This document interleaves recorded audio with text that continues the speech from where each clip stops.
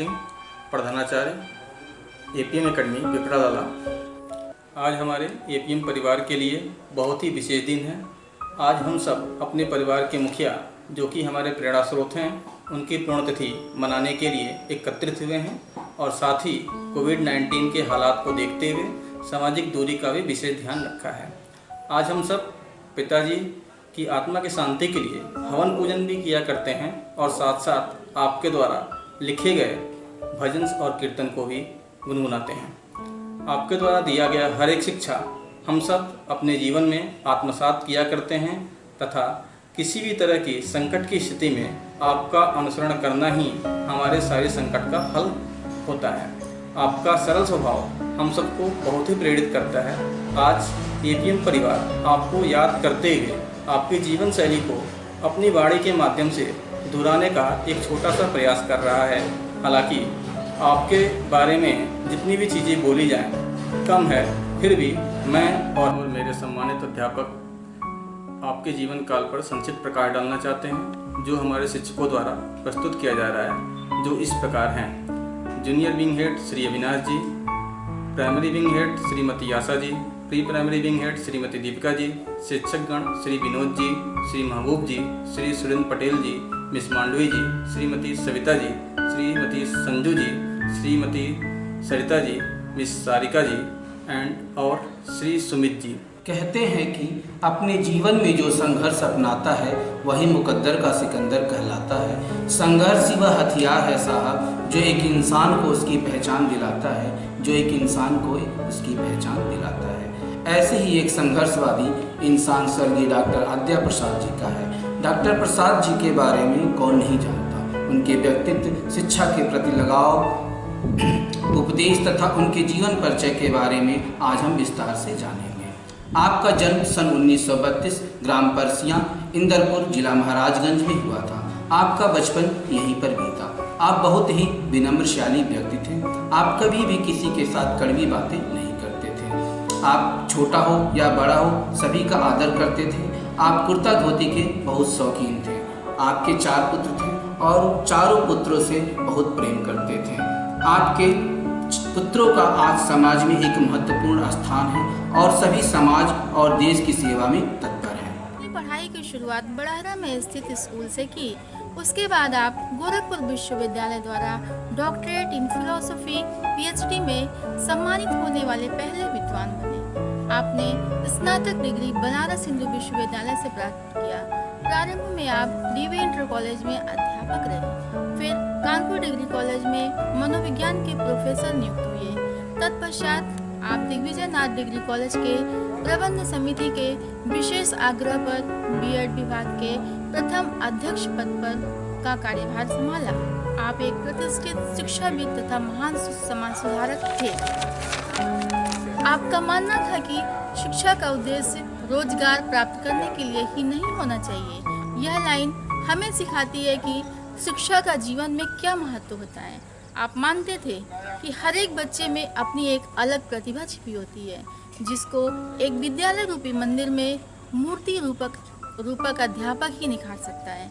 आपने 13 जुलाई 1990 को ग्राम पिपरालाला में श्री विष्णु भगवान सरस्वती शिशु मंदिर विद्यालय की स्थापना की। इस विद्यालय में एक मंदिर का निर्माण कराया, जिसमें भगवान श्री विष्णु की मूर्ति तथा पशुपति नाथ का लिंग मूर्ति स्थापित करवाया। आपने सामाजिक उत्थान की दिशा में काफ़ी कार्य किए हैं।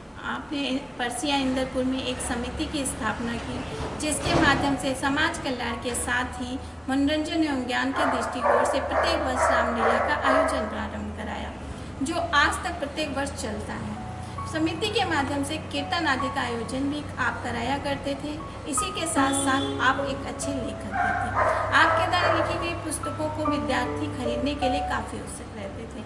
आपने भोजपुरी एवं क्षेत्रीय भाषा में कई रचनाएं की हैं।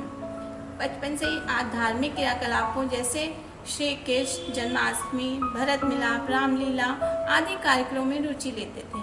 आप आत्मनिर्भर, स्वावलंबी, कर्तव्यनिष्ठ तथा अपने कार्य के प्रति आस्था रखने वाले व्यक्ति थे। आप सच्चे मित्र भी थे। आपके जीवन काल में एक हास्यास्पद घटना हुई, जिसके बारे में मैं आपको बताती हूँ। जब आप हिंदू विश्वविद्यालय बनारस में अध्ययनरत थे, तब वहाँ पे आपके दैनिक क्रियाकलापों को देखते हुए लोग आपको ब्राह्मण का पुत्र समझते थे। एक दिन एक ब्राह्मण परिवार ने अपनी पुत्री के विवाह का प्रस्ताव आपके सामने रखा। तब आपने अपने बारे में बताते हुए बोला कि श्रीमान, मैं ब्राह्मण का पुत्र नहीं अपितु श्रीवास्तव परिवार से हूँ। आप एक शाम अपने मित्र के यहाँ भोजन की दावत पर गए हुए थे। आप शुद्ध शाकाहारी खाना खाते थे। भोजन करने के उपरांत आप अपनी थाली स्वयं धोने लगे। इस कृत्य को देखकर आपके मित्र ने आपसे बोले कि यह काम आपको नहीं करना चाहिए।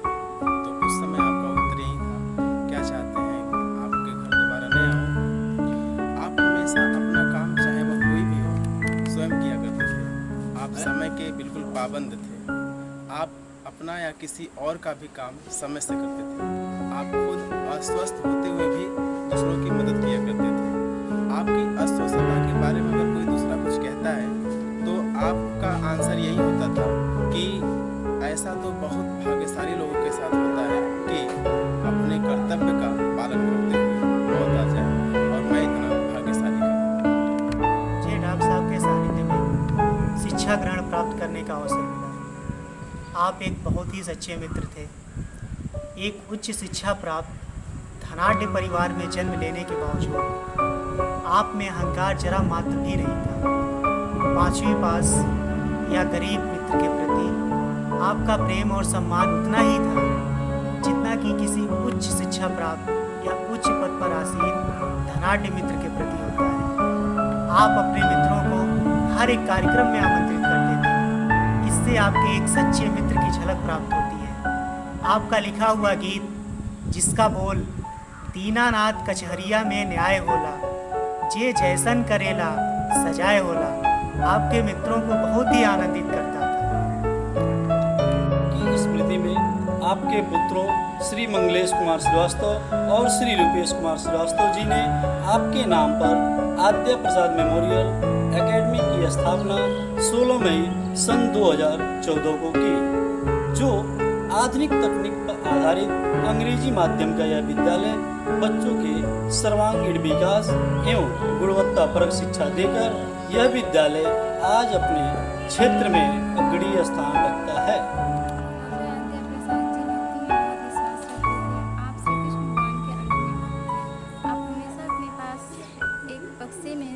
भगवान की मूर्ति रखा करते थे।